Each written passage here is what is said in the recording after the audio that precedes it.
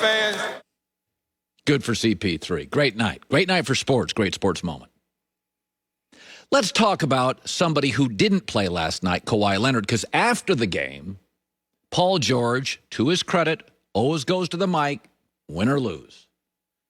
Paul's always there, win or lose, great game, bad game. He's always there, deserves credit. But he did say after the game, if Kawhi Leonard was here, well, it would be a different series.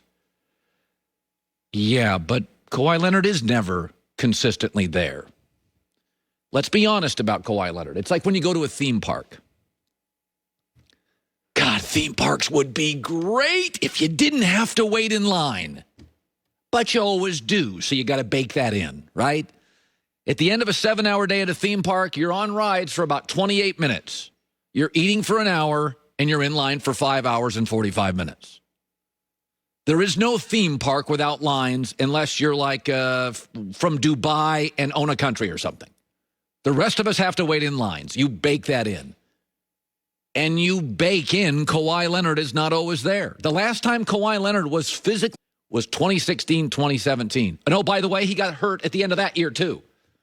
The Spurs, knowing how great he was, the winning Spurs said, we're just done with it. We're just over it. Now, the Clippers historically are a losing franchise. Better in the last 10 years, but a losing franchise. So they're just going to hold on to him, and they should. But, I mean, the Spurs literally just said, we're exhausted. And as long as Kawhi is your centerpiece, you're not going to communicate well.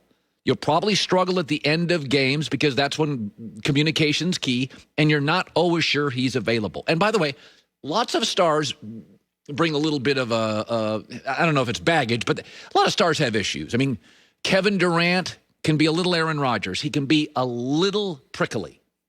LeBron is very controlling. No coach is safe. Chris Paul can be demanding, outspoken, go right after your stars. Kawhi Leonard, not really sure if Kawhi wants to play tonight or Kawhi is healthy. And that is part of who Kawhi Leonard is. But you can't give me the if Kawhi was here. Listen, if Kawhi was healthy, the Clippers would have been a number 1 seed last year, a number 1 seed this year. But he's not. In the 2 years with Kawhi Leonard as the centerpiece of the team, he's not the icing now, he's the cake. In 2 years, you've had 2 disappointing regular seasons, bumpy, 1 disaster in the playoffs, and whatever this year was in the playoffs. Right? It feels a little hollow because when Kawhi misses all those regular season games, the payoff is he'll be ready for the playoffs. Like, that's why you allow it, right?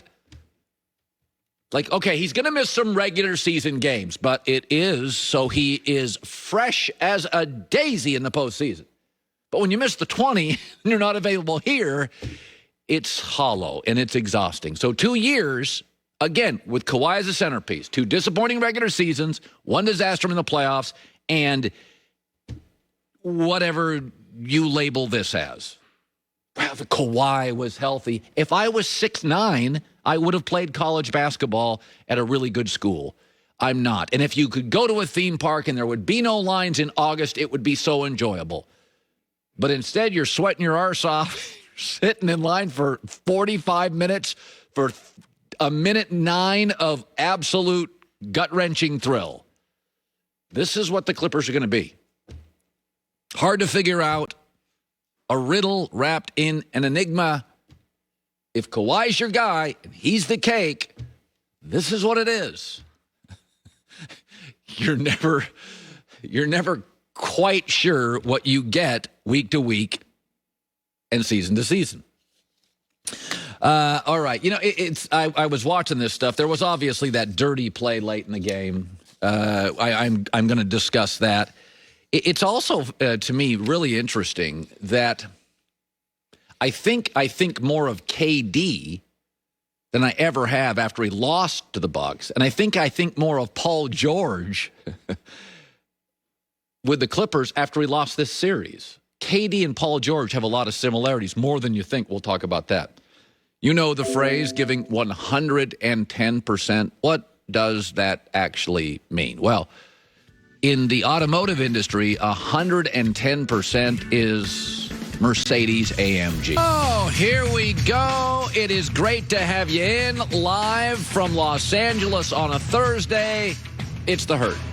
Wherever you may be, however you may be listening, iHeartRadio, Fox Sports Radio, FS1. Well, this is a good day for me. I'm not going to lie here. This is a good day for me. I like Chris Paul. I think the Suns are a great story. I'm happy for Chris Paul. Underappreciated. Joy Taylor is joining me this morning. This is a day I am happy. I'm not supposed to root necessarily, and I don't really for teams, but there are people that I like, people that I root for, and Chris Paul's one of those people. So I'm happy today. I thought it was a great scene last night. I watched the game amongst our people at a sports bar. Yeah. It was actually like almost a Clippers bar. Like a lot of Clippers fans in there. Watching a game at a sports bar when you have like the local team's fans there, you get to ride like the waves. Yes. Is always very interesting. But I'm really happy for Chris Paul. Yeah, let's start with this.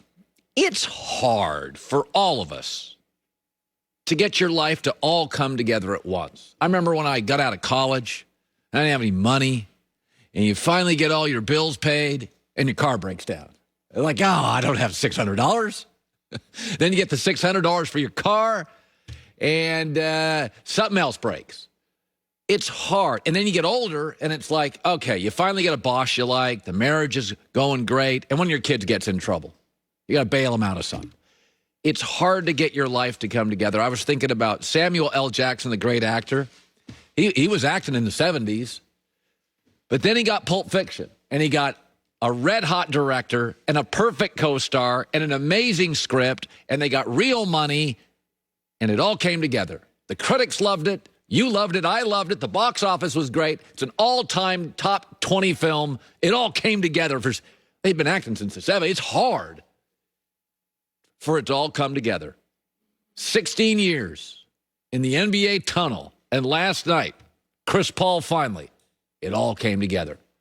Think about the Clippers. He goes to the Clippers, and he carried them. Yet it was Blake Griffin, who still can't shoot. Blake Griffin, he could shoot a little. That everybody loved Blake Griffin. He was flashy. He was jumping over cars and slam dunk contests. Everybody loved Blake. It's Blake's team. DeAndre Jordan was always chirping at Chris Paul.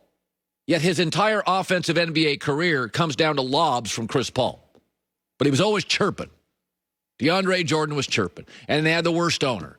And they were embarrassingly cheap. Same town as the Lakers. Never got the respect. The Clippers never had a 50-win season, ever. Chris Paul arrived, they had 5 straight. And yet every time they lost, he got blamed. He was like an A-plus actor who signed up for a low-budget film. And because the low-budget film didn't win the Oscar, it's Chris Paul's fault. No, the only reason you watched the film was Chris Paul. That's the only reason you pay any damn attention to the low-budget film was Chris Paul. But every time the Clippers lost, well, he didn't win the Oscar, didn't win the title. Donald Sterling owned the team. You think you're going to win titles? That's why Phoenix is great. They were desperate. They needed direction. And they're like, Chris Paul, that's exactly what we need. He comes and they deliver. Phoenix had the worst record in the NBA for 9 years. Here comes Chris Paul. They're in the finals. And I got to tell you something. Feeling underappreciated is a very powerful thing for men and women, boys and girls, young and old, black, white, Republicans, liberals. It's very powerful to feel underappreciated. It's why Tom Brady left New England. It was not the money. We talk too much about money. It's why Aaron Rodgers is pissed at Green Bay. Not the money. It's why Russell Wilson went public.